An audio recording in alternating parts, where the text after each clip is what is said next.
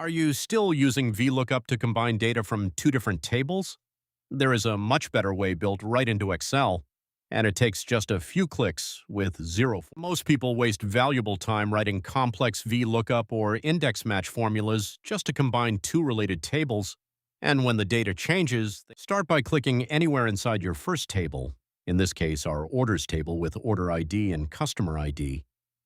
Go to the Data tab in the ribbon and click the button that says Get and Transform Data. In the Merge Queries dialog, you select your second table, the Customers table, from the drop-down.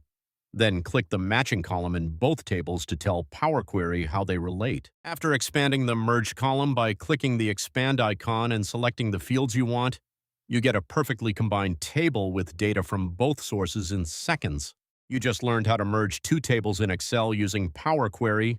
No formulas, fully refreshable, and ready in seconds.